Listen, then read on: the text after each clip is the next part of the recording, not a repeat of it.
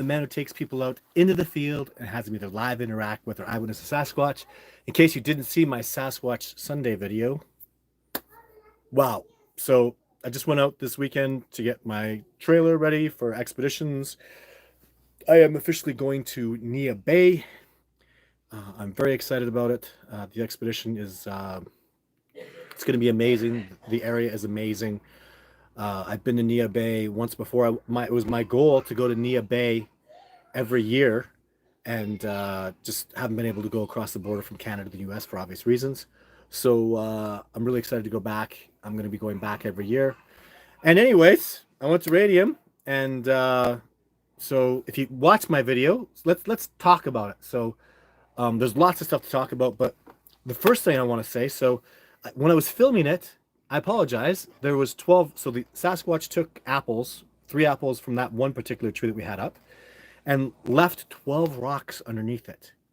So after talking with my colleagues and listening to people's opinions and perspectives, the working theory, the only working theory I have, is that those rocks represent 12 individuals from that particular family or troop or area or however you want to call it. So that's what I'm going with. Those 12 rocks represent 12 individuals. And this hasn't happened in a long time. All of last year, every time we put out apples, they would get taken with one exception. One apple didn't get taken. There's reasons for that. If you saw the video, cool. I don't want to get into that again. But that didn't happen in Nordegg. So let's go through this real quickly. These Sasquatch, I played tricks with them, and I was putting up game cameras with them about 7 years ago, and they stopped taking apples from me completely because my intentions were to film them and put out cameras and trick them, and they didn't fall for it. And you can't get them when you do that. And if you don't understand that, watch my videos, pay attention, learn, because you can't do that with these beings. They're way too advanced. They're way too intelligent. They're way too smart, aware. So on so many levels, I've explained that and talked about that. So anyways, but in Nordegg, every time they took apples from me, and we put out a lot of apples in Nordegg. We put out 15 apples.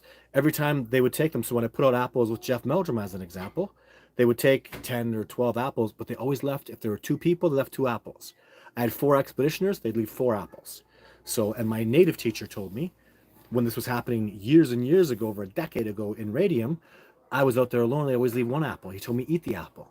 That's them saying, thank you for the gifts, you have one too.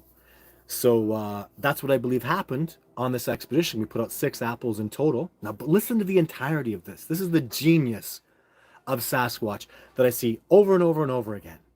So not only did they, so we put out 6 apples, they left 3 for us to eat and take, which we didn't because I wasn't aware at the time because it's been so long. I realized this after I'd left, and I will take them next time. And I expect on every expedition they'll do that. But I think what the point is, this is what I'm going to do with these brilliant, amazing beings, because as a student, I'm understanding what my teachers are saying to me. So as an example, if I go out with 3 expeditioners next time, I'm going to put out 3 plus 12, which is 15 apples. That way, the 12 stones and the 12 apples represent the Sasquatch, and I'll leave 3 for me and my expeditioners. Isn't that amazing? If I go with 2 expeditioners, I'll do 2 plus 12, 14 apples. If I go with 4 expeditioners, 16 apples, right? So that's correct, right? 12, yeah, okay, 12 plus 4 is 16. But anyways, isn't that amazing? Isn't that genius? And that's how this discovery process is rolling. I'm not dealing, no disrespect to apes and the chimpanzees, gorillas. I'm dealing with a being of immense intelligent and intellectual and spiritual capacity. Immense. A being that will facilitate a discovery that will cause a paradigm shift in the whole earth, in all of humanity. An incredible paradigm shift like nothing we have ever known. Significant, where we are going to learn to, it's about telepathy, it's about empathic ability, it's about honesty, it's about justice, it's about integrity. That's how big this discovery is. Simply put, the Sasquatch have been able to evade us because they are functioning on what many of my colleagues are saying, and a term I'm very agreeable with. They're operating on a higher frequency. They are simply a more advanced hominid than we are because they're able to communicate through telepathy. They're able to feel our intentions. They're able to see into our mind and what we're thinking. And this is knowledge that's out there now. Universities are studying it. Third Eye Spies has been doing it. It's out there. We know about it. It exists. So I teach this. The Sasquatch have been doing this their whole existence. They are built on this. They are designed by nature to function in this way. And if we can become where we can't deceive each other anymore, when we can see each other's thoughts, when we can feel each other's feelings, we become a species of such high integrity. I don't even know. All lies, all deceits, all crooked politicians, all deceitful businesses, corruption, evil, gone. Courts emptied. Why do you need them? Somebody commits a crime, we could literally see the crime that they committed in their minds. We can literally see the truth. A politician can go and speak before us, and we all know if he's telling the truth. We all don't even need to vote for him. We all go, yeah, we all agree collectively that this human being is the best leader for us at this time. Can you imagine that kind of honor and justice and integrity in our society? And that's what this species is teaching us. So there's my 6 minutes of intros and stuff. And boom it is. Boom, boom, boom. The Sasquatch call themselves Boom. I say this every show because you amazing people are picking up on that. I tell you, when I went past Boom Lake, which is in Alberta, right before British Columbia, it's right on the way to my research area. I think about that every time. Someone calls it Boom Lake, and I guarantee it's because they were hearing booming sounds, and that was the Sasquatch, and the Sasquatch were trying to talk to them. It's right in Sasquatch habitat. So how amazing is that? So can I come on an expedition? Not likely this year. So what my goal is with expeditioners, and the reason I do this is I'm training people for this discovery. I'm training people to, when the discovery precipitates, to go out and teach other people. So I'm literally like, Caitlin is coming out to Nia Bay. She's going to be in my Idaho person, right? I've got Kyle in Florida. I've got people here, boots on the ground, that don't even know about it. You know, people that don't even really, like Jason in Ontario, my man, right? Maybe Stefan will step up with something. People that don't even, that are just coming out here for the love of what they do, aren't even aware, and perhaps they are now. And I'll start to tell them this year that's my purpose, is to teach this knowledge and to get other people to teach it, other people to facilitate the Sasquatch. When hundreds of millions of people around the world want to know about this discovery and want to see how amazing the Sasquatch are and want to meet them, when the discovery happens, we all acknowledge this species exists. Oh, and the paradigm shift is going to start happening. All the people that I've been training will be able to go out there and start in Colorado, in Washington State, in Texas, in Florida, where the Sasquatch are. People that I've trained and worked with and are training me, colleagues of mine, will be able to go out and help facilitate this discovery, introduce people to Sasquatch, and start bringing this light into the world, this incredible knowledge and understanding, connecting, even it's connecting back to nature. There's so many levels of importance that this discovery represents, and I'm walking around, guys, and I'm just putting it out there so profoundly. This is such a big deal. This is so important, and I'm going public with this now. I haven't been talking about this before. It's that important, ladies and gentlemen. Do you want to live in a world where we're just all about honor and truth? Justice is a way of life. Courts are emptied. Why are you there? Police officers, perhaps we'll still have a place as we root out all the negativity. But when we can all know the truth, when we can't lie to each other anymore, can you imagine that world where like honor and justice is everything? Truth is everywhere. Crooked corruption is gone because it can't exist, or it can exist, but it's obvious to us. It sits over there, and you know where it is. And I know you're a dishonest person because I could see it in you. I could feel your intention. Narcissists and sociopaths, you have a place. Everybody has a place, but we know you. You're identified, and you can't hide from us. And it's time to end this the way of things that we are. So, greetings from Sunny. Let's do some questions. Good evening, everyone. Hello, James Penner. Hey, James, I called you today. That's James. I called you today, man. What are you doing? Hey, Todd, Jody, and I need to talk to you, James. Hey, Jody from Cape, Mass. Your daughter's so... Isn't she beautiful? That's my little girl. Oh, my God. I just had my son watch that video today, and there's a part where she goes, I'm Tatiana Lily Standing. Her name is Tatiana Lily Standing. So my name is Todd Standing. So I like the TS. So she's got, her initials are TS. And obviously my middle name is not Lily, but Lily is a tiger lily is a wild flower, and this is amazing, guys. This is just like destiny. Is her middle name is Lily. Tiger lily is my favorite flower, and tiger lilies, I just found out last year, are everywhere in July where I live, and my little girl was born in July. So how amazing is that? So Bigfoot Society asks, is there an insane clown posse update? They're coming out in September. Just me and the two boys. The lead singers, well, the two guys, the Insane Clown Posse, ICP. I just met them and went out and did a show with them. I like them. They're they're just impressive to me. They're like urban tough dudes, and really got along well with them. I'm doing they're having a big they have a big like festival. So I'm gonna go talk at their festival August the 5th in Ohio. I think it's Thornville, Ohio is their festival. So announcement. I've signed the deal and agreed to go do that. It's only one day I'll be out there, so I'm just gonna between expeditions fly out there real quick. And yeah, they're coming out. I'm gonna film the hell out of that. And they've taken my challenge. Don't take my word for it. Come out with me, and I will show you a Sasquatch. And the ICP are coming out. And they're gonna have their makeup on and everything. We're gonna do more like woodsy stuff though, like green and colors that are woodsy. And I'm gonna take them out and show them a Sasquatch. So I think it's amazing to anybody who's critical of that. What these people are, the Insane Clown Posse. These guys are urban survivors. These guys are from Detroit. They're from the hard areas of Detroit. Detroit is, it's had its challenges to say the least, and they're from the bad areas. And they adopted this band, this group, this way of life, as a like a posse, as like a I want to say a gang sort of, but maybe more a community, I would say, of people that are surviving in a tough place. And I admire that. How could I not? These guys found a way to survive, and I just admire that. They're urban survivalists to me, and they found a way to project their a lot of good things and do a lot of good in their community in their own way. And I admire that so much. So it's the opposite of wilderness, but they're tough guys and they've done great things. And we have a lot of similarities, as strange as that sounds, because I am a wilderness person. I love the wildlife. I love nature so much. And it's my honor to connect them to that and take them out into that and show them that. So that's the update with the ICP, I call them. So hope you kick ass this season, brother. Thank you, Jason. Jason, I need you to come out, Jason. So we're gonna work that out, my friend. So,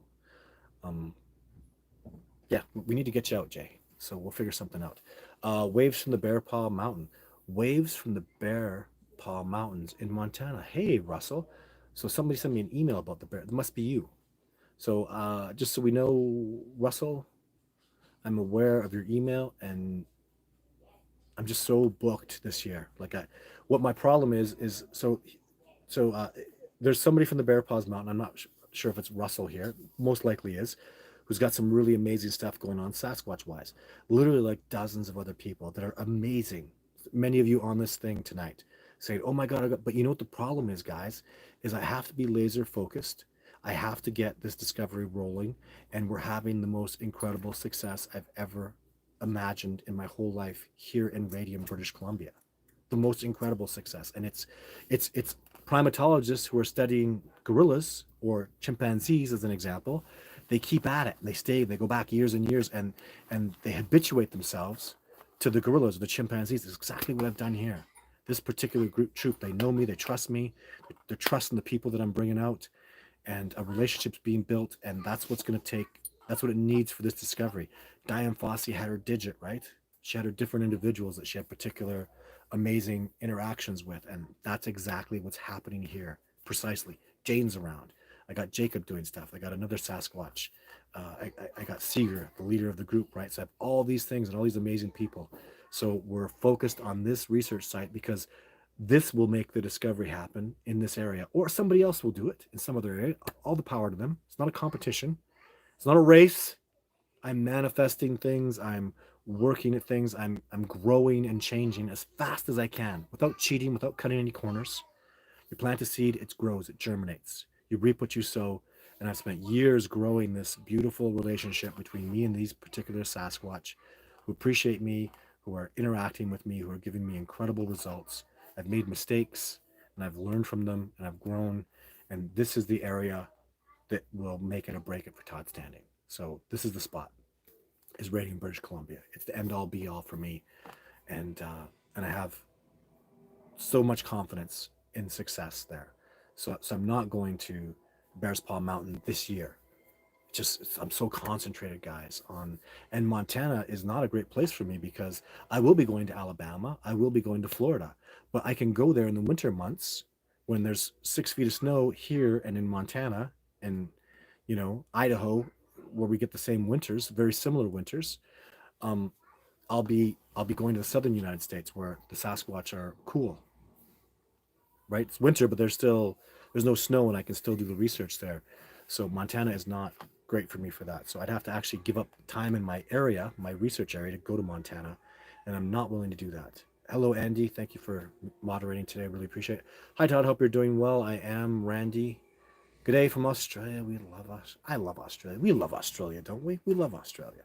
So, so awesome, awesome, awesome. Hi, everyone from Georgia. Ever noticed any difference in Sasquatch activity during full moons? Yes, I have, but not a lot. A little bit. I just, yeah, there's a little more that happens. I try to get around on full moons, but not to say I don't get activity during the not full moons. So the biggest difference, I guarantee you'll notice, I guarantee you should notice, is rain or not rain. Wet weather or not wet weather. And there's an advantage to rain too.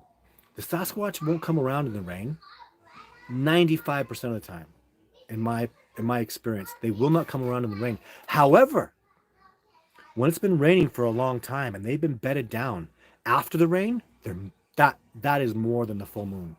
I'll see more activity in a Sasquatch after crazy rain for a week or two, or after we've had a late August or September snowstorm. 3 feet of snow comes in, it all melts. As soon as that melts, I get the most significant activity. Those have been the best expeditions, is where it's been raining for 10 days. We've been out there for 4 of those 10 days, and the last 3 days is crazy because the Sasquatch just get bedded. In my theory is they get bedded down, they don't do much in the rain, and then they get so excited that it's not raining, and they're so happy to get out and do stuff, especially if the sun comes in, which happens in my research areas a lot. I'm right on the border of Alberta and British Columbia. Alberta is known as sunny Alberta because we get a lot of sun here, just because we're far away from the ocean and the mountains seem to kind of block clouds a lot. So tons of sun in Montana too. Very similar. Montana is right below Alberta. The climates are extremely similar. So that's what I noticed more than the full moons. Hey Todd, what's up? Hello, C. Love seeing your daughter. Thank you guys. She's such a. I so love my daughter. They don't want to be exploited. I agree, and I don't want to exploit them. But need to understand this. People talk about exploitation, and I should leave them alone, and blah blah blah. You need to understand. Like this weekend, that Sasquatch wanted to. He came and saw us, and he took those apples. He wanted the apples, and he's communicating with us. You people that are critical, and I respect your opinions of me potentially exploiting them or just leave them alone. They want to be left alone. They don't. You're wrong. They're tree breaking for me. They're purposely leaving tracks for me to see and follow, and they're purposely live interacting with me. Ask any one of my dozens of expeditioners. The sightings that we're having, it's not us hunting them down. They're showing themselves. They're literally like, here I am. Have a look at me. Hi, I'm a Sasquatch.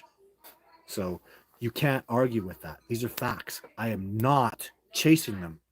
They are literally choosing to teach and interact with me. Every one of my colleagues and students that I work with, we are all students of the Sasquatch, and all we do is have them habituate to us. So, Dave, that's pretty loud. Sorry, I've got children upstairs, as you know, and I got a little excited. So, hi, Todd. Do Sasquatch spend any time in trees? Yes. If so, how much and for what reason? Oh, God. I've seen them in trees, like in my documentary. I saw a Sasquatch up in a tree because he was looking. He was going up to get to a higher vantage point, and they can climb trees, man.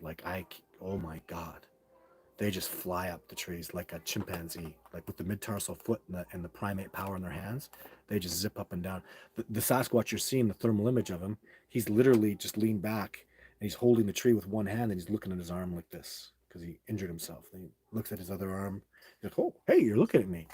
That is impressive. A tree with no branches, ladies and gentlemen, straight up. And he's, whatever it was, 20 feet in the air, maybe probably 30 feet in the air. And he's just chilled right up there. I'd like to see anybody do that. Like hold yourself up with one arm. Well, his feet are propped too, and the mid-tarsal joint and the foot are like hinges. So he's got a much better, because of his feet being like that, he's got a greater ability. 3 points of contact. Very, very well. So, but advantage points, watching. And I've seen but I've never seen like a fully grown Sasquatch in a tree. A little bit like bears. The big black bears, I don't see them in trees ever. The little ones, I see them in trees, and little grizzly bears, I see them climbing trees a lot. As they get older, it's quite rare with grizzly bears, and their claws wouldn't. You can't say universal things about these animals, though. I used to think that a brown bear females, once they're fully grown, I thought they couldn't climb trees. That's wrong. Just a couple years ago, I saw a brown bear female fly up a tree, fully grown. She was, I don't know, she was chasing something, and she was pissed. And man, she flew up that tree. And a grizzly bear, you should know, like, so their claws are like this, more for digging. A black bear, they climb so well because their claws are for grabbing. They don't dig up martins and ground squirrels, and like a grizzly bear is a digger. That's why they have a hump on the back, but they can still climb with claws like that. Really, really well. I don't think at this point the big males, I'm gonna say they can't climb. Too big. Ugh, but I won't put anything past them. Animals are such impressive species, guys. Just when I think that can't or this can't, they do that. So. But anyways, those are my perspectives on that. Hi Todd, do you think Sasquatch are at risk of contracting COVID? Well, they'd be at risk of flus. They'd be at risk of colds, and absolutely yes. Uh, Gorillas and chimpanzees get COVID, so absolutely. Please tell family and friends to subscribe to Sylvanic. Thank you, Andy. Uh, we have close to 10K members. We do. We're doing really good, and this is gonna be a breakout year, guys. I'm gonna be doing so. I am just the video like I did this Sunday. I'm gonna do those. I'm gonna do so that every Sunday you'll get a video like that of me walking around out in the bush in the research area, talking about what's going on, or talking about the animals, the plants, the indigenous. There's something. There'll always be something. Maybe it won't be specifically Sasquatch related exactly. If I go out on an expedition, like Jason, who's on here, man, we had an expedition where I heard a boom, and that's it. And I don't even know if he really heard the boom. And then later on, I found the track for where the boom was. But really, other than that, we worked hard. It was a great expedition. I think Jason is a very clean guy. He had all the ingredients for an excellent expedition, for excellent interactions with Sasquatch, and he had nothing. So what video I would have done? There's lots of other things I could have done. Lots of other ideas, elk stuff. I've just put me out in the wilderness, and I'll start talking, and just so many layers of richness, so much to learn, and so much knowledge that I already have. It's amazing. Fabiana22 says, I heard the Sasquatch like beef jerky. Yeah. I suppose I could see that. But I have never seen any evidence of that. Actually, too, something I'll tell you, just in connection with that, I think Sasquatch would not enjoy cooked meat. And I'm saying this based on I'm starting out, like my dad was very he liked meat, like really good quality beef. He liked it rare, blue rare, and I don't enjoy well done steak. And what's happened with me is I'm starting to enjoy raw meat. I've eaten raw deer heart. A deer was I just harvested a deer and I took a bite out of his heart. It was delicious raw. I didn't eat the whole thing. I just took a bite as a ritual thing, but it was really good. Then I've had raw liver, and now I can't eat cooked salmon anymore. I just like it raw. I won't touch. So I'm thinking the Sasquatch would be at a whole other level of I can't stand cooked, tough, treated. Why would you want that when it's so soft and tender when it's fresh and raw? And my heart tells me that just seems very logical to me. So right or wrong. So does Todd know some Steve guy? Dear Todd, I no, I don't know Steve. So bring them blocks of salt. Oh yeah, they could need salt because they live in cold weather. That's a good idea. It's antifreeze from. That's a good idea. There was a salt lick that a hunting guide, an elk hunting guide, put out for the elk, just to attract the elk to a certain area. They put a tree brick over it, but it was like a weird. It was like a blue salt lick. It was for elk. So I think that's a good idea, though. I gotta consider that. I like that Himalayan salt. If I put out the Himalayan, those that beautiful orange salt, I think that would be very interesting. I gotta remind me of that if you can. People remind me of that because I think it's a really good idea. So, are there Bigfoot in Yosemite? I'll tell you something. This is so cool. And this is a question from Brown Ballers 562. So, I go to the gym. I'm a gym guy. I've always been an athlete. I like to stay in shape. So I was doing this program on a cross country stepper thing, and what it does is it hikes you through parks and stuff, right? So the faster you go, the faster it's this guy on a steady cam, and he walks the park, and the faster you go, so it feels like you're hiking through Yosemite. And I'm on this program, and I'm walking along, and there's a tree break right in the trail. Perfect Sasquatch tree break. And then there's another one, and there was three of them. So I'm like, "Hey, you guys, come here, go for a hike." I'm showing all these people. Look, so this camera guy. So every time you do this program through Yosemite, there's Sasquatch tree breaks. So based on that program, I'd say very likely. And I was in Yosemite, and I did see Sasquatch sign there. So it's when I did the California stuff. So I was in Yosemite. I called it Yosemite or something at the time. I'd only read the reading, and then I heard people say Yosemite. Kind of funny, but yeah, I'm very convinced there are, or like I say, there used to be. Is there Sasquatch there this year? Maybe not. Maybe they got driven out. Maybe something happened. Maybe people pushed them too much. I don't know. So please subscribe, says Andy. And that's awesome. We have over two. Andy knows more about my stuff. We have over 270 videos, as well as Discovering Bigfoot website. It's all virtual library. Yeah, it is. It's a great collection. I've worked very hard, and all my colleagues have worked very hard. I'm very proud of what we have. So Cryptid Rock says, "Hi Todd.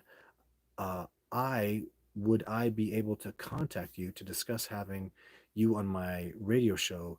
Yeah, just send us a thing through the website, and I have people go through that stuff. So I'm not really. This is not a good time though. I'm pretty much. I got to be focused on just expeditions right now. I'm literally like 50% of the time I'll be out in the bush on expedition until the end of October. So that's a lot. And I have a family. I have my children that need me. Um, I have a lot going on, so it's not likely I'll be doing any more shows. I just did a show with two UFC champions, the former UFC champions, Dan the Beast Severn and Don the Predator Fry. I just did a show called Toxic Masculinity that they host, and quite enjoyed it. I'm a big UFC fan. Have I heard any more information about the huge Alaskan Sasquatch? No, but I'm still talking to people that are out there. I don't want to name any names. There's two particular people that are amazing out in the Alaskan wilderness, and I'm waiting to hear back from them about because they have Sasquatch to come around them. So very cool. Aloha from Hawaii. Aloha. I need to go to Hawaii. Don't believe there are any Sasquatch there. Hello from Pennsylvania, USA. Good day. Thank you for tuning in. Hello, Todd from Greg from Indiana. No, they're not. They don't even bath. So Fabiana's answering a question. They don't even bath. Yeah, I wouldn't imagine a Sasquatch would bath any more than a bear would or a deer would, right? Or a wolf. But I'm sure they would like the water. I'm sure they would go in the rivers. I just can't see them like scrubbing themselves. Really? Maybe. I don't know. It's total speculation though. But even of course not soap. I wouldn't expect that. But then they could find concoctions to do things with, like the native people did, right? Find some sort of blend of herbs and saps and stuff, and cleanse yourself with that. So I really wouldn't put that past them at all. But I just don't know. Even grooming one another, right? You know, chimpanzees groom chimpanzees, gorillas groom each other. So I think it would be fair to assume they would groom each other. So lots. This is total speculation for me, right? But lots of information This discovery is going to be so amazing. It's going to blow your mind, everybody. It's going to blow my mind. There's so much more incredible than we know. Hello, James from Cleveland, Tennessee. Thanks for tuning in. They smell bad. God just made them highly advanced animals. Well, I don't agree with that, Fabiana. So I think from my experience, they can smell bad. Like gorillas, a gorilla will get upset with you, and the pore, you can actually see the pore open, and literally urine will drip out of it. And I'm quite convinced that's the same thing the Sasquatch do. So if they're upset with you, if they're angry acutely, I've smelled them acutely get upset, and it's like a sweeter gorilla smell is quite what it smells like. And then I've smelt them what I call chronically smelling, where they're going around and maybe it's a male and he's looking to find a new troop and he's trying to put out his odor, and that's more of an older, sour smell. And I have smelt that, but the majority of time, the Sasquatch, I was just 60 yards in a Sasquatch. He came around and gave me his wind gauge. I didn't smell a thing, not an iota. In fact, rarely do my expeditioners pick up the scent of Sasquatch. I'd say for every one time I get a sighting or a live interaction of a Sasquatch around, I'd say 1 in 20 times we smell them. And we do smell them though. There is scents that we get once in a while. But remember what I've said so many times, I've been saying this for years, if you're smelling a Sasquatch, he damn well knows you're smelling him. He's letting you smell him. He's aware you picked up his scent and he wants you to smell him. Not an accident. It's very unlikely to be an accident. Let me put it that way. Hello from Vegas. Hello from Las Vegas. Hi from Colorado, John. They're so intuitive. Absolutely. Like intuition brought to another level of incredible amazement, right? Wonder if 10 millimeter would be able to take out a Bigfoot if needed. Oh goodness. Sasquatch are people, not animals. Well, this is an argument we have all the time. I'm an animal. I'm animalia. I'm a mammal. I'm a hominid. So, and I don't look at. I actually kind of find it offensive when you call a deer or a wolf or something an animal, and I'm better than them. You're not. So you're a mammal, and you're a hominid. You're even a primate. So that we are primates. If that pisses you off, and primates are mammals, and even further, they're animals. We are animals. So, but I'm also going to agree with you totally that they are people. So, absolutely yes. So it's funny. I kind of agree with both your points.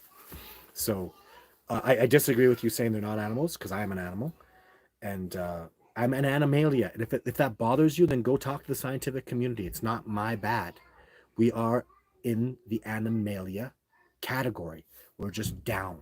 So it's not specific to call us an animal any more than it's unspecific to call a wolf an animal, because they're very much down the chain, right? It branches off. So, but yeah, they're definitely a people. So even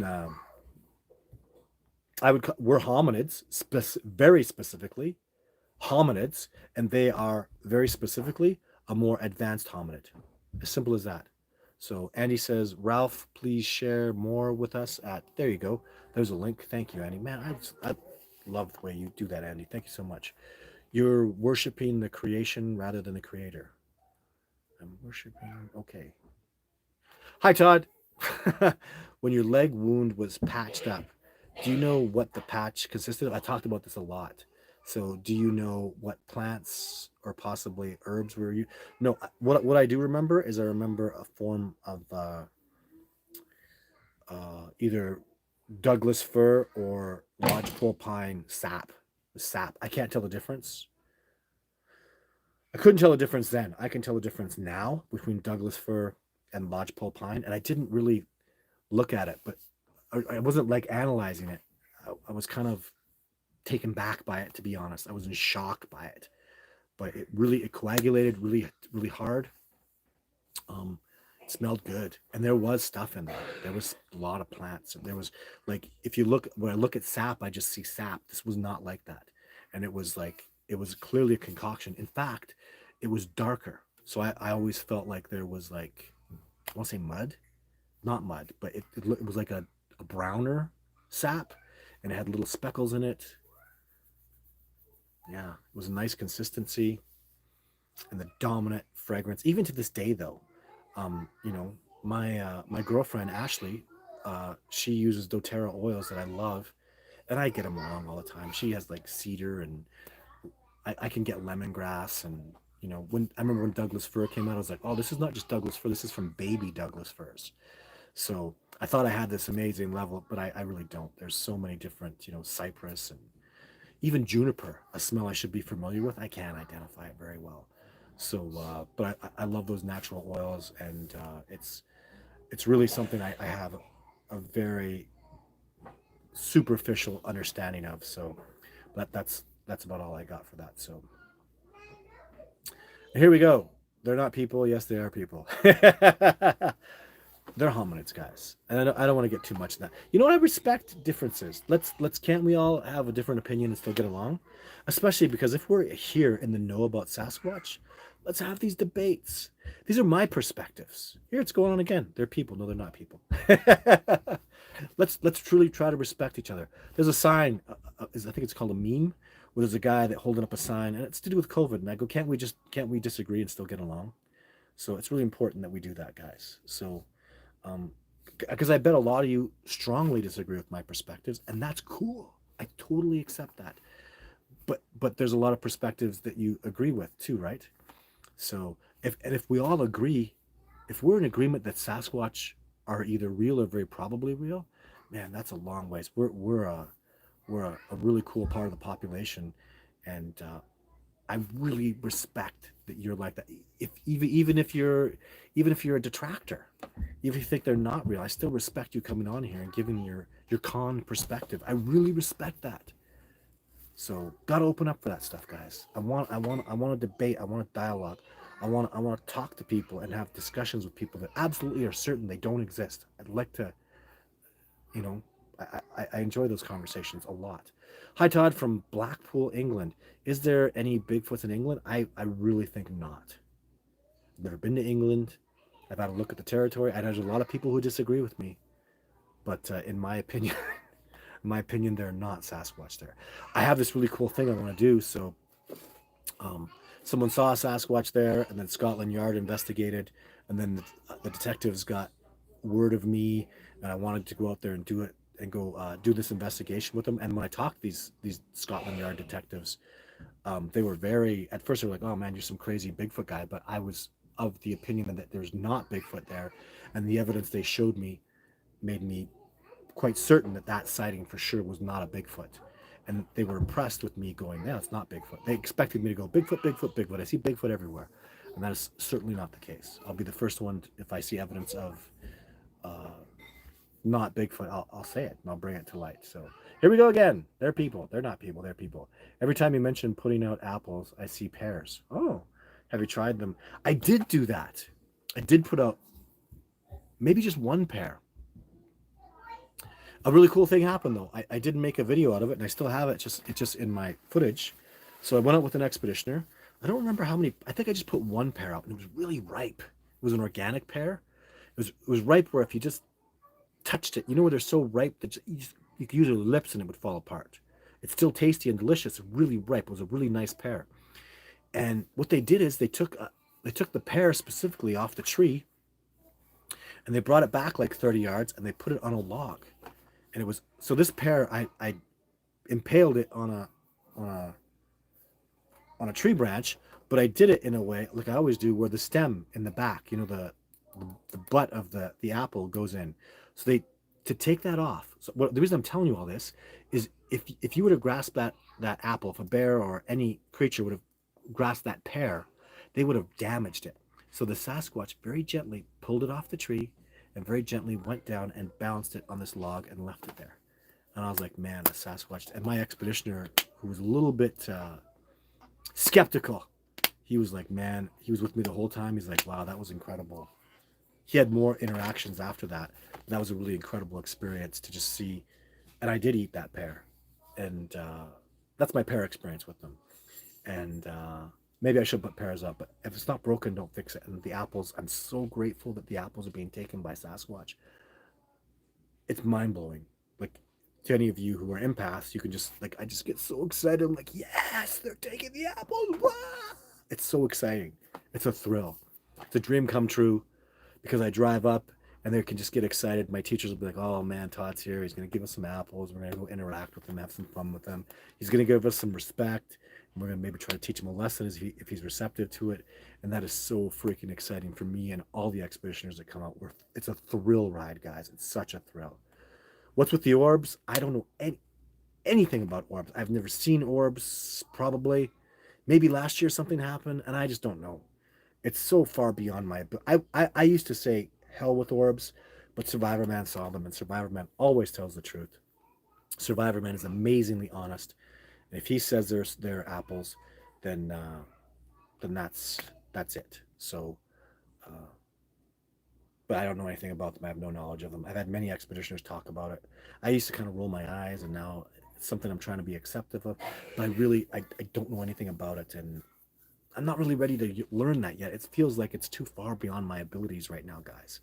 I don't get it, and there's likely some,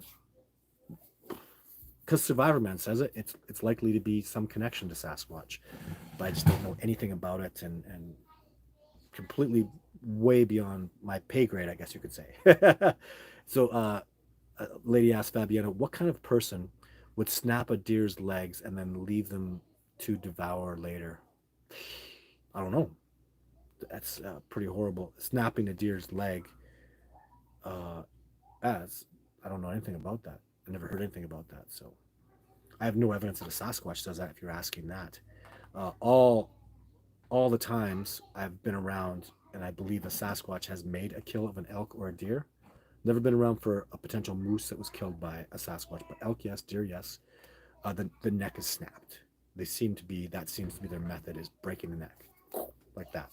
So, especially I saw one in Montana once. That was the first time, and I was taught. That's when I learned in Montana that I believe the Sasquatch are snapping the ribs off right at the spine and sucking the marrow out. That's how I really would identify that as being a Sasquatch, and that was the first time I identified the marrow snapping rib and the clearly broken neck. Like this, like you could see that snap in this man. It was obvious, so obvious, and I've seen it several times since. Elk, man, I saw it in Montana, and like only two times other than in Montana. In Alberta, that I saw snapped necks, like clearly busted, vividly, clearly done. So Randy says, what that is why Expedition Bigfoot doesn't get their interactions. Their motive is for fame and fortune. And I'm sorry to hear that. So uh, they're half fallen angel, half human, in my opinion. And I appreciate and respect your opinion, Wilford. Orbs are orbs are beings that don't need body to have a body, just a soul. But cool. Thank you for giving that perspective. I think that's really cool. Fabiana says dinosaurs only. I don't know what that means. After Moses, apes want to go on. After Moas, what does that mean? Apes want to go on your expedition. It may interest you, Todd. I don't understand that. Yes, they are fallen angels mixing with humans. Respect your perspectives. I disagree, but respect your perspectives. Um, uh, Daniel says they are watchers. Absolutely, yes. Watchers, uh, teachers. What was it?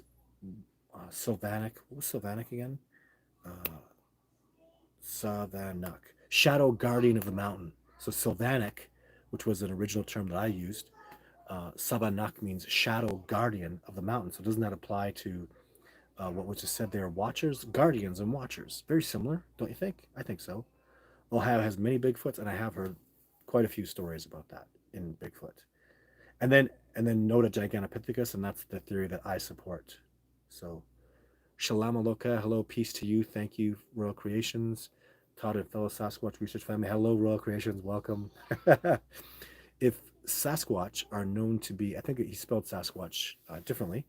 If they are known to be real, they will shut down pipelines because we're in their domain, bigger than indigenous people, and government won't pass this. I'm with you, but not in this day. Very interesting. I'm going to disagree with that. They shouldn't. There's no reason to shut down pipelines. I disagree. I am of the perspective that industry is going to continue. I would hope that that logging continues and industry continues. And I don't. People have jobs. I have wood in my house. People make money. Their livelihoods depend on industry to flow. So I support that industry again because I have wood in my house. I use wood. If you're in a home and you have no wood and you have no support of industry, if you don't drive a vehicle, you don't need gas, hey, good on you. But there's other perspectives too, even electric cars, the energy that goes into the battery. There's perspectives on that. They use oil and gas to make that battery. There's tons of energy. And there's so many perspectives. But we're really not here about that. So what we're really here on and what my focus is primarily number one is the discovery. Everything else that follows is I'd want it to be responsible. I'd want to be involved in that. And these are my intentions not to stop industry. Industry is here, and I don't want the Sasquatch to stop it, and I don't think it would. I think we can find a way to peacefully move on and coexist. I don't think that's realistic to think that they'll stop industry. So, but the discovery is my absolute. Let's not get the horse before the cart, as I think they say. So let's focus on this discovery because that's an uphill battle as it sits. Really, really difficult. So, Todd's jumping the shark. What's that mean? I have no idea what that means. Todd's jumping the shark. Listen to the book of Enoch. Thank you for that. Pure honesty, says Randy. Oh my God, there's some Spanish. I don't speak Spanish. As a registered nurse, we use seaweed-based products on wounds. Some have used honey, leeches, and maggots. We're used to these. We used these decades ago. Isn't that cool? Are you really? So this is Sammy Chicken. You're a registered nurse. Nice to meet you. My mom was a nurse for her whole career. She's just retired, an ER nurse. Seaweed-based products on wounds. That is so cool. I'm so happy to hear that. In nature, right? In nature, seaweed is algae. It's the building blocks of life. How amazing is that? I think that's absolutely fantastic. So I am a thank you, Andy. I am a full-time Sasquatch researcher.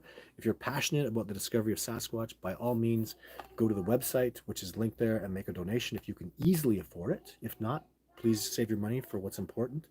And also you can make a donation and set up a monthly donation at Patreon. And I'm very grateful to all of you who do that because I do this research. I am devoted to this discovery and this study, and your money is being well spent. Daniel says, Caladries, I can't pronounce his last name. Will you bring Jane home for dinner? Absolutely no chance of that. I could never imagine bringing a Sasquatch out of the wilderness. Not even close, guys. Like that will never. I couldn't even imagine what that would do to them. There's such like there. I I've seen trackways and I've seen a Sasquatch just even go over a road. Like there's wilderness on one side, wilderness on the other side. There's an asphalt road, and they hate touching that. They're like, "Ee, God, what kind of besmirchment is this?" I saw a Sasquatch. There was a trackways even of a Sasquatch looking at going over a trail. It's just a little cement biking trail out in the bush. He jumped over it. He couldn't even besmirch himself to put his foot on cement. So never mind, imagine a house where it's all man-made, walking up on the concrete, the pavement, being surrounded by magnetic fields, the 5G, all these things would be so, and then all the people around them and all these thoughts and all these images and all this deception, and I think they would probably lose it. Probably in a similar way to when you put an orca or a dolphin in a swimming pool, with all these sounds and stuff, they get crazy. It's awful. It's torture. And I think that coming out of the wilderness would be torture for them, and I would never even consider that. I would never do that. I would let her take me to dinner, or maybe in a camp area. I would love for them to come and sit down and have an apple with me. I don't even think that's realistic, though, guys. I think I'm gonna have to go 20 yards out of my campsite into the wilderness and sit down with them in the bush and give them an apple where they're comfortable and safe. There's just really no other way. I don't see them, like sometimes they get close to the campfires. Like last year, that one Sasquatch that came around with Ashley and Gabrielle, man, he was like, we have his tracks 10 yards away. And then the year before that, I was on an expedition where a Sasquatch got up on a pine tree. He was right behind a pine tree that was 5 yards away from the fire, standing there looking at us. So they have gotten really, really close at night. Only at night they've gotten that close. Um, but yeah, I can see them being more careful. So just a couple more questions, guys. We're almost into an hour. Any having encounters with Sasquatch in anyone having encounters with Sasquatch in Winterville, Georgia? I hope you found some answers to that. I like Royal Creations. I like the questions he asks. Please hit the thumbs up button. Thank you for that, Andy. If you're enjoying the show, thank you all. Sasquatch hide and seek champion of all. I couldn't agree with you more. Hide and seek champion of the world, right? Thank you for all you do, Todd. Thank you, Randy, so much for tuning in today. Todd's uh, Todd's got Bigfoot on a pedestal. I really do. Yeah, they're my teachers. They're an amazing, incredible species. I literally feel like I have nothing to teach them. I can't imagine one thing. I give them gifts that are amazing. I can't think of one thing I have to teach them. I just feel like I just have to learn. They're all about nature. They're all about connecting. They're all about freedom. They're all about openness and integrity. And I can't think of a thing. I mean, maybe teach them a little bit more about how they can understand people and to understand our insanity, how we walk around staring at phones all day and how we disconnect from nature. But do they need that lesson? You know, I would love it. Maybe I'm wrong. Maybe I'm just uh, maybe I need some help. But what can I teach a Sasquatch? How we rip down the trees and rip through forests, and how we have wiped out species. I mean, what we've done to this continent is literally we've raped this continent of of the nature. You know, 400 million bison used to roam this continent. They were like the keystone species. They're wiped out. They don't roam anywhere anymore. They're in little parks here and there. You know, short snout grizzly bears are extinct. Like we've wiped out thousands of species we don't even talk about anymore. All the prairies are gone. You know, like we've literally, uh, we're responsible for genocide on this continent, on North America. It's awful.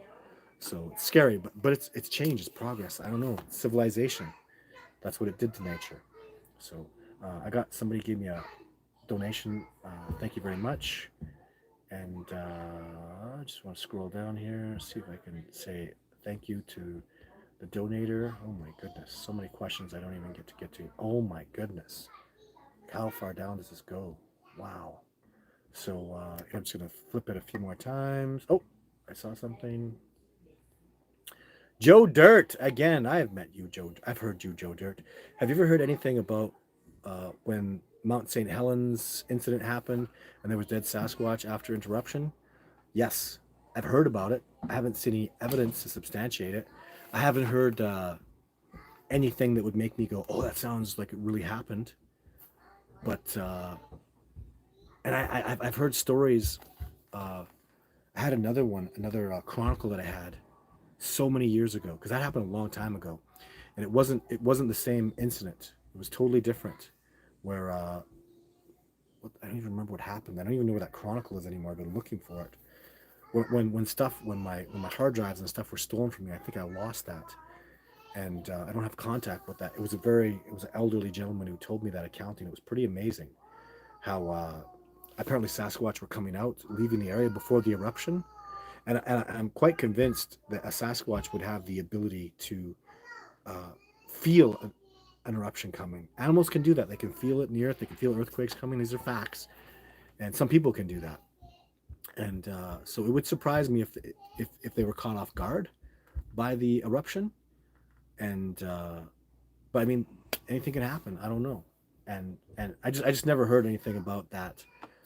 I did hear about it, but I've never had a friend of mine that knew about it. I've never had a colleague that had personal experience with it. And when I heard the story, I never heard any kind of. It kind of sounded to me like I don't know.